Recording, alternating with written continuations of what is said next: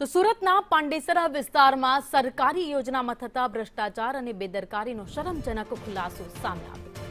મુખ્યમંત્રી માતૃશક્તિ યોજના હેઠળ ગર્ભવતી અને ધાત્રી માતાઓને વિતરણ કરવા માટે મોકલાયેલો કઠોળનો જથ્થો વાસી અને એક્સપાયરી ડેટ વાળો નીકળ્યો। આંગણવાડી કાર્યકર્તાઓની સમયસૂચકતા અને તપાસ દરમિયાન અખાદ્ય જથ્થો પકડાઈ જતા વહીવટી તંત્રમાં ભારે દોડધામ મચી ગઈ। ગર્ભવતી માતાઓ અને નવજાત શિશુઓના સ્વાસ્થ્ય સાથે સીધા ચેડા કરતી આ લાપરવાહી સામે આવતા વિસ્તારમાં ચકચાર અને આક્રોશ વ્યાપી ગયો। ત્યારે આવા હલકી ગુણવત્તાના અનાજનો પુરવઠો પૂરો પાડનાર અને નિર્દોષના જીવ સાથે રમતી જવાબદાર એજન્સીઓ સામે કડકમાં કડક પગલાં લેવામાં આવે તેવી માંગ કરાઈ।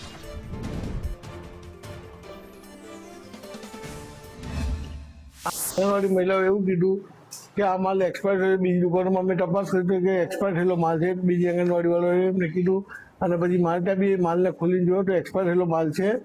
એટલે આપશ્રીને અમે રજૂઆત કરી છે। ગોડાઉન મેનેજરને અમે રજૂઆત કરી અને જનરલને બી રજૂઆત કરી કે તમે એમની પાસે લખાવીને લઈ લો, અમે માલ ઉઠાવી લઈશું। તો હજુ સુધી માતા કોઈ માલ ઉઠાવ્યો નથી અને હવે આ મહિના પાછું તેલ આવ્યું છે।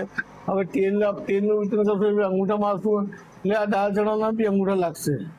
તો દાળ ચણા મારે પછી એ લોકો ના લઈ જાય તો અમારે ક્યાં સુધી રાખી